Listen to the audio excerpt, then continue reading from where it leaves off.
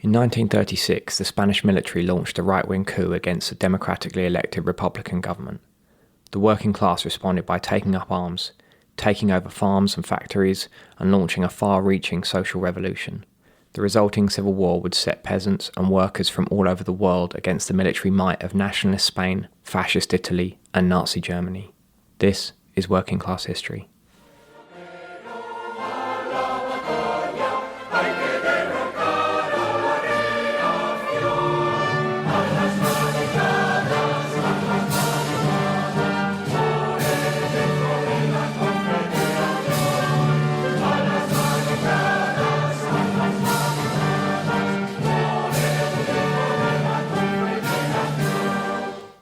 Before we get started, we just wanted to give a quick reminder that this podcast is funded entirely by our listeners on Patreon. You can support us and get access to exclusive content, like early listening to both parts of this double episode, as well as other bonus episodes at patreon.com/workingclasshistory, link in the show notes.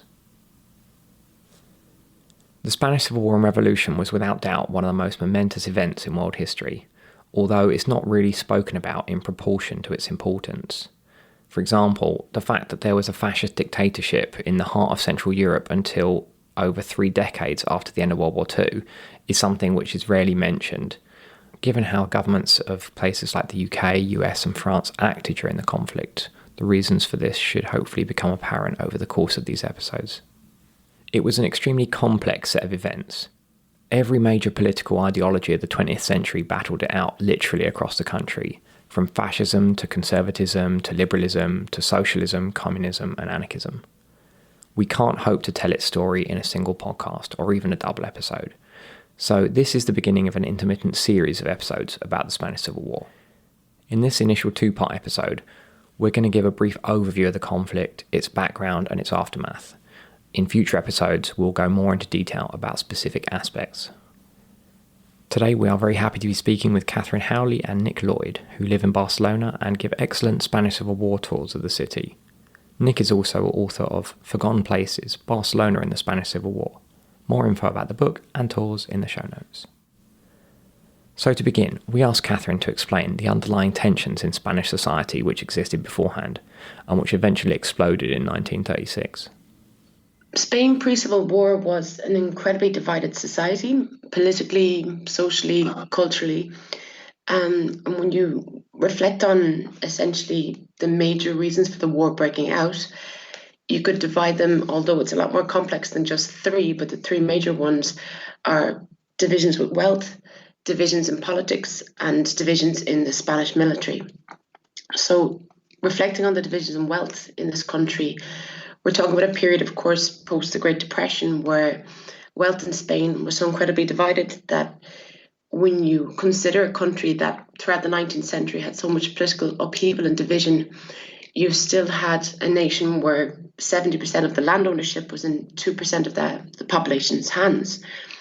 Southern parts of Spain, for example, Andalusia, you had an image or a snapshot of an area of the country where it was still very agrarian, it was agricultural part of the country, but the landowners down there who owned masses of land were treating the peasants as if they were serfs. So there's very much visibly this situation or this setup in the south of Spain where it's still like a semi-feudal past, or kind of this relationship of landowner and the peasant as if it was a serf.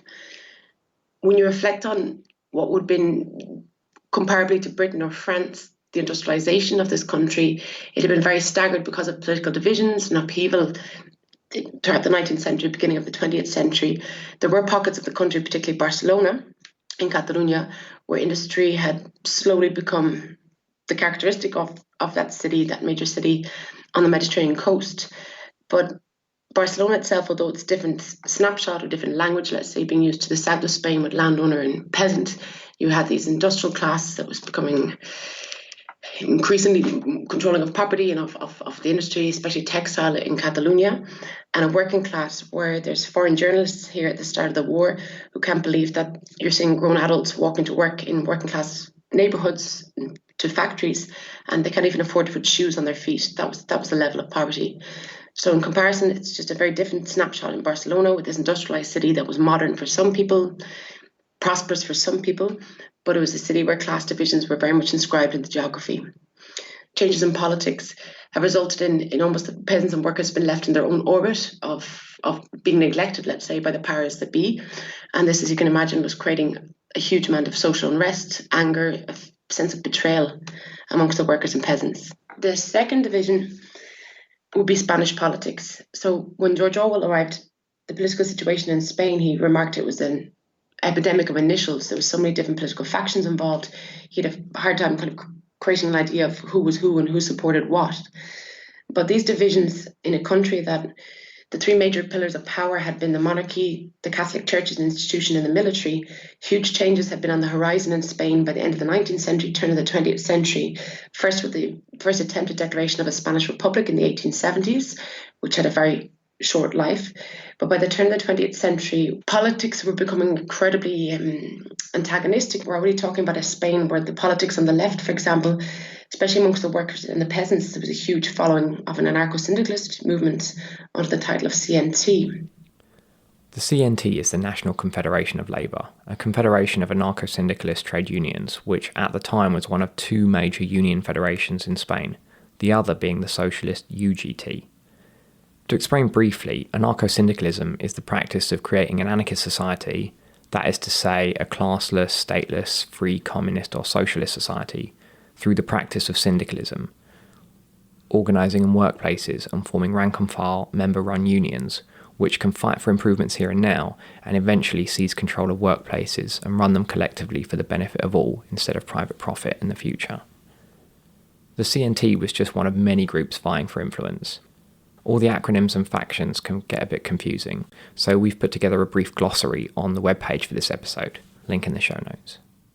You had socialists in the country, you had Liberal Democrats, you had Communist Party, was small but existed. And on the right, you had the following of an ultra-Catholic party, pro-monarchists, small but increasing in its influence, fascist party called the Falange in Spain. And you've got this kind of pot pourri on both sides, two very incredibly antagonistic political sides, that when the declaration of the Second Republic happened in 1931, it was happening in an environment already that what was kind of promised by the Second Republic and the social reform, and although we wouldn't call it radical today, but what they proposed to change in the country, to take it really out from that semi-feudal past and to bring this country into modernity, to finally bring it into the 20th century, as they failed to deliver on what they promised. And within the left wing, that very splintered or shattered kind of left grouping together, it resulted in quite a weak coalition, which resulted in 1933 another general election being called. And after the left wing's victory, the coalition of the Liberal Democrats and Socialists in 1931, when 1933 a general election was forced to be called again, it was a victory for the right wing. So you feel this kind of, within the space of 1931 and 1936, there's three general elections, and it's a society that's obviously very divided. Politics are very divided, but especially on the left. The third and final division in Spanish society, pre-Civil War, was the Spanish military itself. Spain, having lost its last colonies of Cuba, Puerto Rico, the Philippines in 1898, this blow, what they titled it, what they referred to it as, was the disaster. For a country that, particularly on the right, you have this image or this kind of desire of protecting systems of times gone by, which is proving to worsen social inequality across the country. Losing the colonies meant more than just losing this kind of consistent pillaging of resources. And with the loss of the colonies, you've got also this concept of the imperial golden age Spain that's lost with the loss of the colonies and this disaster for who it mattered to. So when you think of Francisco Franco and his entry into the military academy at the age of 15, he was now part of a new generation of the military, that it was very much drummed into their head that they were going to be, in a certain way, the saviors of Spain. And this essential idea that Spain losing its footing on this imperial ladder, this colonial ladder, when it was proposed to bring Spain back onto that colonial ladder, you could say again, and invade the north of Morocco, and what they thought was going to be a very quick colonial expedition. When Franco finally became part of that formation of these Africanistas in the north of Morocco, they believed they weren't just a colonial army, but they were the saviors of Spain itself. And given this quite horrible title, they were called Africanistas. It was almost that title gave them a special brand of arrogance, that not just engaged in this brutal colonial battle in the north of Morocco, this part of the Spanish military were constantly looking into Spain from their posts in Morocco as if it was their duty and right to stop any political or social reforms or changes in Spain that would take Spain in a direction that they wouldn't tolerate. So it becomes quite evident that you have this kind of fault line in the military of a generation that come, and their descendants really, they're family members of military.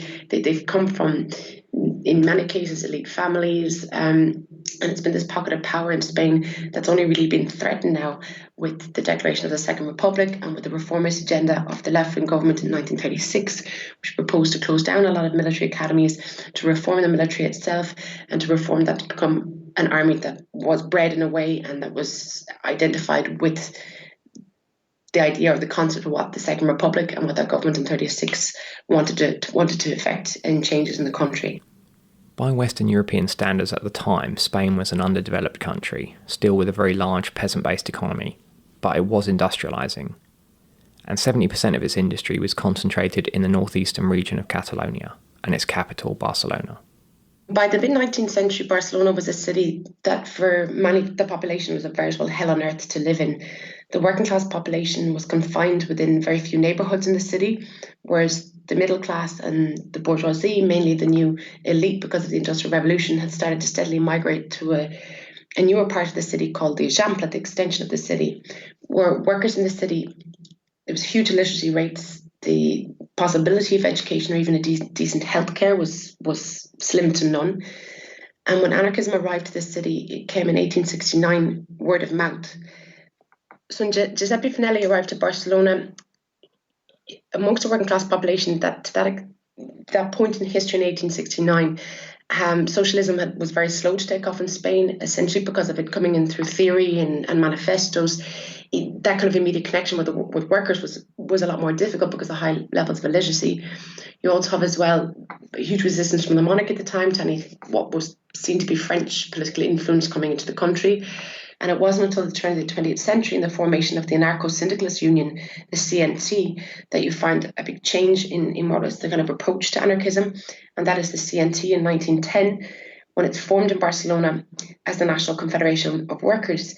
The idea is to create these short-term objectives towards the long-term objective, which is a stateless classless society, but much more based on the bonds of solidarity and what one academic, Chris Ellum, calls the mutuality of the oppressed, that the bonds of solidarity to the workers will be essentially these boycotts, strikes, organisation, in a way, mutual aid and respect amongst the neighbourhoods or the barrios here, which exponentially grows. And the growth of the CNT, it doesn't just confine itself to Barcelona, but spreads throughout Catalonia. It has a lot of influence in the south as well amongst the peasants, partially but not to the same extent as the Socialist Union in Madrid or in the north amongst the miners. But coming from the core of where it was created, the CNT in Barcelona in 1910, it started off nationwide with an average of about 45,000 members with its creation. By 1919, that was almost 750,000 members nationwide. So exponentially it grew at a much faster rate amongst the peasants and workers in the country than the Socialist Union, the UGT, which predated the CNT as a union.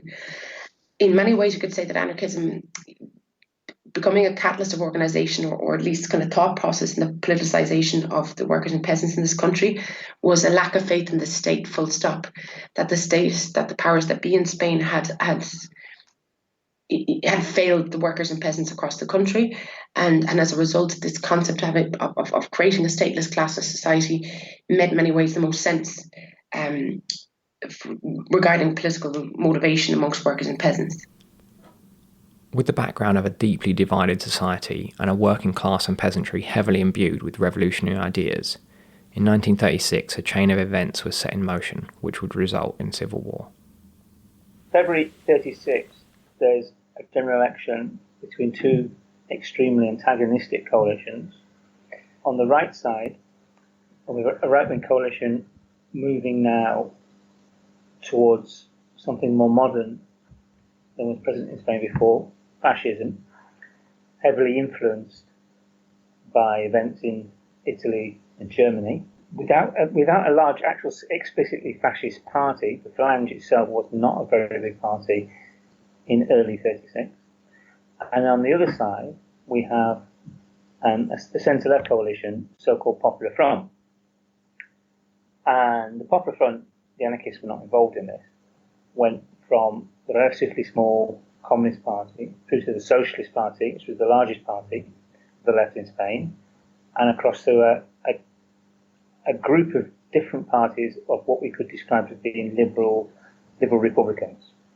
This general election is, although the anarchists obviously do not stand as candidates, they more or less support the Popular Front, because one of the first policies of the Popular Front is to release all the prisoners.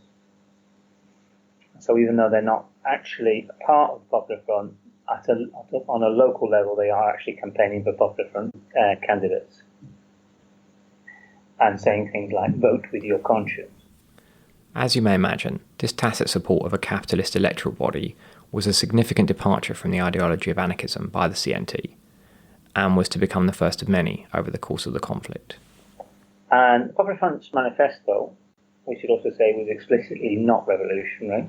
It says it is pro-free market and has, we could say, a remarkable reformist agenda. They're building lots of schools, land reform, military reforms. And the Popular Front win this election. In terms of the vote, it's a narrow victory, but because of the electoral system, they get a landslide in terms of seats. Already, elements of the right had decided that if the left won the election, they would begin to organise a coup. They said they'll accept a republic if they win the elections, but if they don't, they won't. The real plans for the coup begin within a few days of the Popular Front winning the election.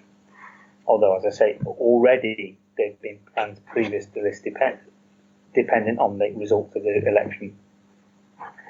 And this planned coup becomes, which again begins in February 36, plan, becomes an absolutely open secret. Everyone knows it's coming. In the radical press of the left are warning about it. Everyone knows it's coming. And we must emphasise that even though the Socialist Party got the largest number of seats in that coalition, they didn't actually join the physical government, and the physical government was made up exclusively of a group of different parties of what we call liberal Republicans.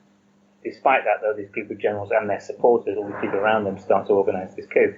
And that increases the sensation of tension over the coming months. And over the coming months, the right-wing fascist party, the Falange, the genuine fascist element of the Spanish right, in the general elections, they got less than 1% in every single province in Spain. So no province did they get more than 1% in the elections. But they are booming in numbers because of the failure of the right to win the elections in February. And the mass party of the Spanish right, which was called the SEDA, which was a Catholic semi-fascistic party, the youth of the SEDA are abandoning it and flocking to the Falange. And the Falange are using their new membership and their new presence to attack the Spanish Republican government through street violence, to antagonize the government and to try to create a violent response from which they can respond to in kind, or they can provoke the military into responding. And this really increases the sensation of tension over the coming months. And there's also some violence to a much lesser extent from elements on the left as well, some anarchist groups, but above all, we're talking about the Falange. And this increases the sensation of tension over the coming months. The tension's rising between March, April, May, June, and into July 1936. And the actual physical spark of the coup is the murder of a prominent right-wing politician by a socialist police officer, famous politician called Carlos Sotelo. And this is the trigger, it's the spark which brings the coup forward perhaps a few weeks, but it's going to happen anyway. It's not the cause of the war at all. The important thing about the murder of Carlos Sotelo is not that it leads to the coup, because it doesn't, because that was going to happen anyway, But it angers so many on the Spanish right that their politicians are being murdered that this electrifies the Spanish right and prepares them en masse to support the coup. To many people, the idea of a socialist police officer might sound a bit unusual, but the Second Spanish Republic had established a special police force designed to be loyal, called the Assault Guards. And after one of them was murdered on the 12th of July 1936 by a phalangist in Madrid, another assault guard assassinated a monarchist politician in retaliation. But as Nick said, plans for the coup were already underway. General Francisco Franco, who had previously done the bidding of the Republic in brutally crushing an uprising of mine workers in Asturias in 1934, was flown to Morocco from the Canary Islands by 2 British intelligence officers on a plane paid for by the richest man in Spain. The coup begins on the 17th of July 1936 down in Spanish colonial Morocco, and it begins physically there because it's supposed to begin on the 18th of July, but the local civilian and loyal military authorities find out the coup is in motion in Morocco and try to stop it. And they're all arrested and shot. And so, because the secret's out, they have to bring the coup a day forward. And the fact that they're shot is kind of something we could say there, is that there'd been a whole series of 25 coups, 19th century and early 20th century, a kind of a tradition in Spanish politics. And all of those coups, as much as possible for a coup, were more or less non-violent affairs, except for 1936. That night in Morocco, 250 loyal police, army officers, electoral officials, anarchist trade unionists, socialist activists, etc., were shot. From design and effect, day one, it's murder. And then the coup, let's say, spreads chaotically on the 18th of July to southern Spain, to Seville, and then word reaches on the 18th of July to, say, the big 2 cities, Madrid and Barcelona. It was actually, I'm not sure about Madrid, but in Barcelona it was the hottest day of the year. And there's a feverish atmosphere that night in the working class neighbourhoods. Everyone knows what's going to happen. First of all, we've got in Barcelona, specifically, we've got the Catalan police, about 1,000, who are almost certainly going to be loyal to the Spanish Republic against any coup attempt. And then we have workers, a few communists, which was not a big party at all in Catalonia at the time, before the war, nationalists, Catalan nationalists, whom members, the dissident Marxists, and above all, the anarchists, the CNT, the anarchist trade union. And these workers already have a few pistols hidden away here and there under the floorboards. And as the day goes on, they're trying to get as many more. The POUM Nick just referred to were the Workers' Party of Marxist Unification, POUM. They're often referred to as a Trotskyist group, meaning followers of Russian Bolshevik Leon Trotsky, but this isn't accurate. Essentially, they were a communist party, but they were not part of the Communist International, or Comintern, the grouping of official communist parties linked to Moscow. They raid all the arms shops in the city, they go down to the harbour, raid 2 boats there, get hold of several hundred weapons like that. Then they go to the Catalan government and they demand arms, they say, to save the city. But of course, the Catalan government, from its perspective at least, is in a rather difficult position. They're afraid of the fascist coup, or fascist-inspired coup to be correct. They're afraid of the military coup, let's call it, which they know it's going to happen, but it's also afraid, from the other side, of the massively angry anarchist working class and what they might do with these weapons. As dramatic news starts to come in from the south of Spain, some sympathetic Republican army officers opened up a small arsenal for the workers. They had some weapons like that. And there are 2 sides, 2 groups organising to stop the military. One through the, let's say, through the government, Catalan government, through its police, and 2 by the workers, principally anarchists, strange allies. I don't suppose that many people slept that night in Barcelona. It was very hot. Everyone knows what's going to happen. And 4:30 in the morning, the military wake up the conscripts in the barracks and give them a double ration of rum and tell them they're coming to crush a supposed anarchist revolt. And as soon as they work their way out the barracks, the trade unions, the CNT and the social trade union, the UTT, set off all the factory sirens in the city. And this is a pre-arranged signal call to arms to the people to rush the streets to stop the coup. Meanwhile, separately, the Catalan government goes on Barcelona radio, denounces the coup and sends out its police. And the military, who think they can take the city while it's still asleep, instead are immediately attacked by groups of workers, groups of police. The fighting continues for a day and a bit. And really, though, by the Sunday evening, it's almost over. In some places, it's more the police. In Plaza Catalunya, it would be more the police. In Poble Sec, where I'm sitting now, it would be more the anarchists. And the last act is in the next morning, when the port area, which is still in military hands, is stormed by the CNT, the anarchist trade union. And that was the end of the coup in Barcelona. And it failed by a combination of worker and police resistance. Debate about which side contributed the most. There certainly were more workers killed, but probably neither side could have won without the other.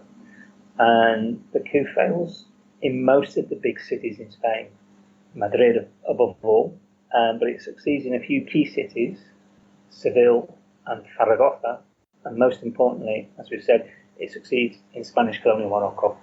And that's crucial because that's the only place where there's an army of any battle experience. Why the battle experience? Well, because of the colonial war, which the Spanish state had been waging in Morocco until the mid-20s, a brutal colonial war, which is actually one of the things that brutalizes the Spanish army. In addition to the Spanish Army of Africa, Franco would also call on Moroccan colonial troops to fight against the Republic. The Republican government could, of course, have previously decided to give Morocco its independence. However, like most European liberals, they did not extend their progressive agenda to their colonial subjects. Anyway, when the initial street fighting was over, the Republican government reeling and essentially powerless, Spanish workers and peasants set about radically reorganising society themselves.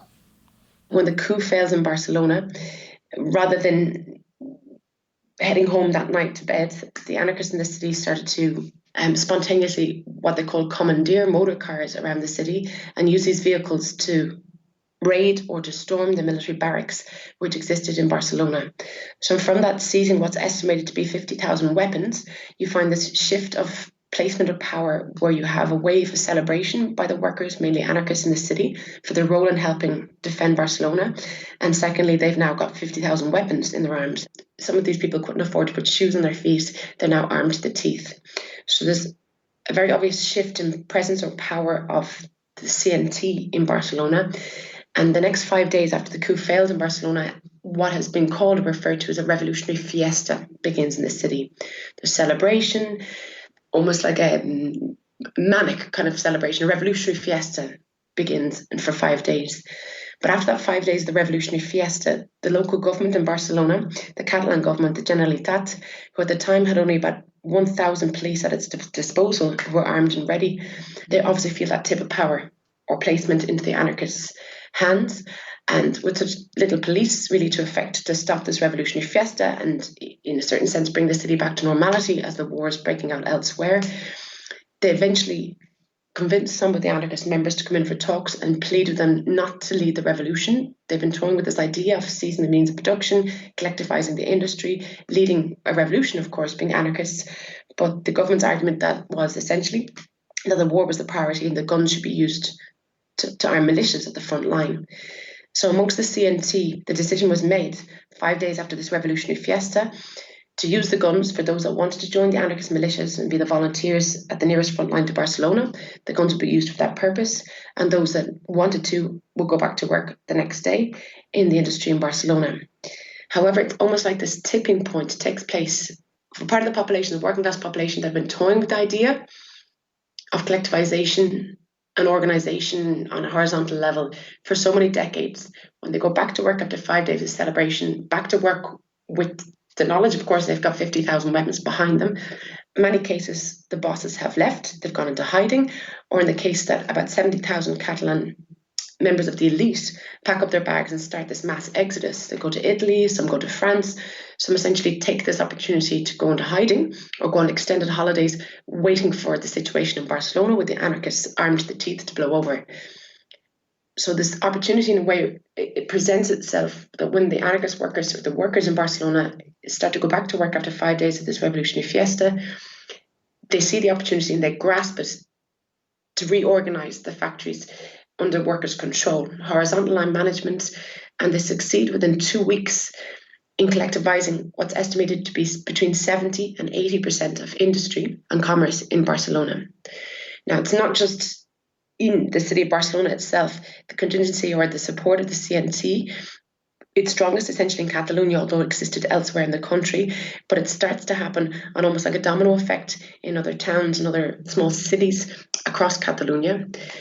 Within 2 weeks in Barcelona, the gasworks, the electricity, the water, the transport, everything's up and working perfectly. But behind the scenes, of course, it's never been so different because this pecking order or this hierarchical order now has been replaced by an incredibly well-organized system of horizontality, where the workers now are rethinking the average day of work, how many hours to be worked, the payment of the workers, the facilities in the factories themselves, setting up childcare facilities, shower facilities, libraries. Again, to stress the point that they've been toying with the idea of revolution for decades at this stage. They've just grasped the opportunity now. And needless to say, the workers were the cogs. They were the machinery that made the factory work. And the difference is now that the hierarchy is gone and they're recreating this on a horizontal level. To such an extent that unemployment disappears in Barcelona after a month of revolution beginning. The anarchists that would leave Barcelona volunteering to become the militias from the city to set up the nearest front line, which was about 300 kilometers away to take back the city of Zaragoza. The revolution, although they leave the revolution in the industry behind in Barcelona, as they continued through the countryside in Catalonia and the countryside in Aragon, where Zaragoza is the capital of, they continue the revolution through the countryside, helping peasants collectivize land, machinery along the way. And even you could say that the extent of the revolution actually, it reaches the front line itself, because that nearest front line to Barcelona, because the majority of the volunteers there fighting against or resisting against Franco and his fascist support, as revolutionaries, they continue on the front line with this organization, which is kind of the antithesis, you could say, of rank and file military organization. With the anarchist militias, it's organised that no saluting is done, everyone's on equal pay, there was no forced discipline amongst the militias, every decision in the trenches was voted on. The horizontality that you would find applied to the factories in Barcelona or across Catalonia, in the countryside with the peasants and collectivisation of land and machinery, was also applied to a certain extent at the front line nearest to Barcelona. Elsewhere in the country, over half the land in the Republican zone was collectivised voluntarily by peasants. Agricultural yields in collectivised land went up significantly, and collectives implemented what revolutionary changes they could based on their local conditions. So, for example, in a couple of areas where there were no shortages, they implemented what the CNT called libertarian communism, whereby money was abolished, tools shared, and what goods you needed could be taken freely from local stores. Although given difficult conditions in most of the country, there were varying levels of revolutionary change. So more common was partial communisation, whereby money was replaced with ration cards or labour vouchers allocated to each family, which could be used to distribute scarce food items, with plentiful items available freely. Much of industry outside Catalonia was collectivised as well under workers' control, and workplaces were heavily rationalised. So lots of small workshops were shut down, and instead only larger factories with the most efficient machines were used. And a lot of production was diverted towards the war effort, arms manufacture and the like. Public services like health and transportation were rapidly improved and expanded. In total, it's estimated that up to 7 or 8 million people were involved in the revolutionary process, out of a total population of around 25 million. For women in particular, the revolution drastically transformed everyday life. It was part of Republican stroke revolutionary ideas that women and men were equal. Now, how that played out on the ground was obviously always going to be different, but from the basis that men and women were equal.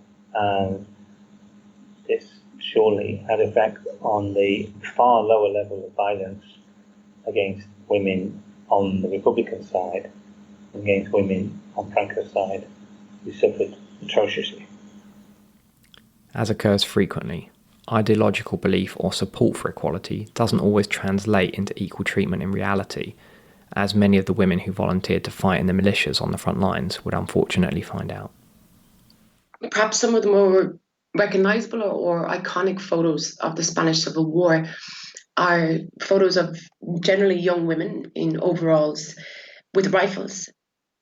What is known of the women militias or the volunteers that would fight at the front line against fascism, the estimate is a few hundred women would volunteer to fight at the front line. Many historians have reflected on now and concluded that more than anything, the photos that we see, and there's hundreds, if not thousands, of photos of women with rifles and at the front line or preparing to go to the front line, can be interpreted as, in many ways, propaganda. As the war broke out after the attempted military coup, the Republican government's decision initially to disband the army, perhaps a huge mistake, results in the necessity for militias to be called up across the country to organise themselves and to fight at the front line against Franco and his fascist support. When you're trying to convince, you can imagine, a young population to be trained and to risk their lives in the front line fighting, the image of the woman with the gun on their back or leaning against a rifle at the front line or on their way to embark to the front line becomes an iconic image, as I said, that historians now reflect on, or at least agree that was used in a way to try and coerce or to guilt men into joining the fight at the front line when they saw a plethora or a huge amount of images with women, because they perhaps challenging their masculinity or whatever way you want to digest it. But it's not to take away from the fact that many women made the decision consciously to fight at the front line. But the reality that you find in some of the accounts of these women is that when they got to the front line, that the attitude of many male comrades was laughing or teasing or kind of disbelief that women were capable to fight as equals. And the expectancy in many ways is that you were there to cook or to clean or to nurse. There was also, during the war as well, a campaign that was against women at the front line, saying that they were distracting the men, and because of sexual encounters, well, it was spreading disease or it was tiring the men and they weren't being as effective as fighters, and that was the fault of women at the front line. So I think, taking it from very many different angles, there were women who genuinely wanted to go to the front line, to be treated as equals and fight alongside male counterparts, or male comrades, better said. But the reality was that many of these women would turn around and make the decision to come back, in the case of Barcelona, to the revolution that was happening here, and they became key figures in the organisation of collectives and factories throughout the revolutionary period from July 36 until May 1937. It's worth pointing out that sexism at the front wasn't a universal experience. For example, Concha Perez, a member of the CNT who fought in the Hilario Zamora column, said of her comrades, quote, "They never treated me differently than anyone else, or separated me from the group. There was truly great respect." But many organisations, especially the Communist Party, argued that women's place was not at the front, but in the rear guard. In the end, women fighters were banned from the front, partly in a futile attempt to appear less radical so as not to scare off potential support from the supposedly democratic allies like Britain and France. Although none of the women's organisations, not even the most radical, actually opposed the measure. When it comes to women leaving the front line or disillusioned with the lack of, let's say, equal or fair treatment on the front line, in many cases in Barcelona, the call back to the revolution or becoming a figure, and a very influential figure in the revolution here, was through the group of anarchists called Mujeres Libres. For a lot of the founders of Mujeres Libres, which predates the Civil War itself, this group, they felt that the CNT, in many ways, although they stood for horizontality and equality, that only went so far. The utopian rhetoric of the anarchists in the recreation of a society that was equalitarian. In many ways, Mujeres Libres, the founding members and those that would join Mujeres Libres, felt that many of the men and women as well in Spain that would identify as anarchists or anarcho-syndicalists, when they got home in the evening, that utopian rhetoric in a way was packaged at the doorstep, and in the domestic environment, the patriarchal society in Spain was still incredibly ingrained in people's marrow. So Mujeres Libres, when the revolution began in Barcelona, essentially in the industry, there was almost like many revolutions in one taking place. To begin with, the Mujeres Libres won as they organised separately from the CNT. They called on women to organise what you could say is like an incipient sexual revolution, where they started to challenge these stereotypes and gender roles and the patriarchal society. The Mujeres Libres, which translates to free women, that Catherine spoke about, were an autonomous women's group linked to the CNT Union. We're going to talk more about them and women in the revolution in general in a future episode. As often in wartime, many more women began to become wage workers.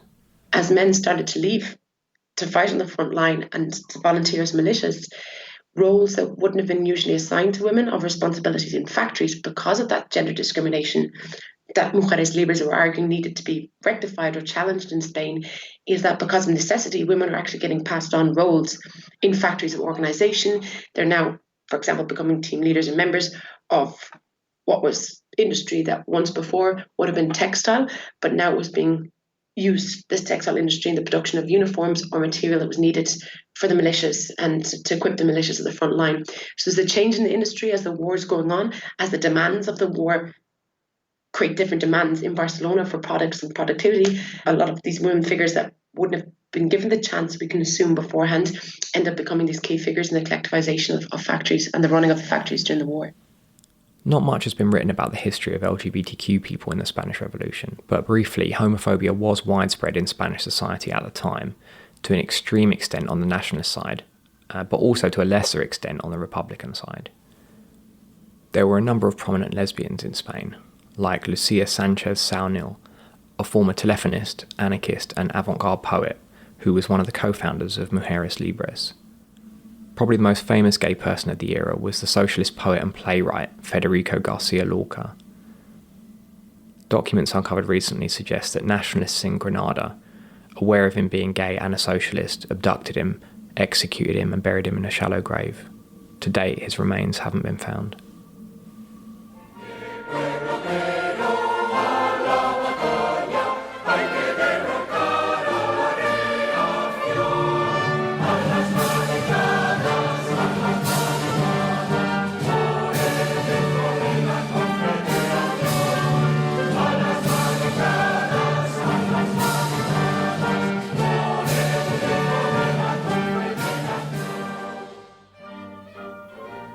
That's it for part 1 of this double episode.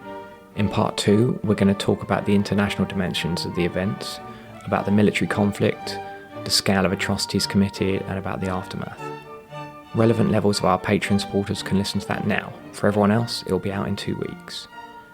We'd like to make this podcast more frequent, however, putting together episodes takes us a lot of time and effort. So if you would like more regular episodes, please consider supporting us on Patreon and getting access to exclusive content and benefits. Learn more and sign up at patreon.com/workingclasshistory, link in the show notes. Short of that, if you appreciate what we do, please give us a 5-star review on Apple Podcasts and tell your friends about us. You can get Nick's excellent book, Forgotten Places, Barcelona in the Spanish Civil War, link in the show notes. And if you ever find yourself in Barcelona, do make sure to book yourself onto a tour with Nick or Catherine. I did with my partner and a couple of relatives last year and everyone loved it. Link to that in the show notes as well. We've got lots more information on the Spanish Civil War and Revolution on our webpage about this episode. Link to that in the show notes, or you can find it at workingclasshistory.com. On there we've got photos, further reading, and sources for everything that we say here.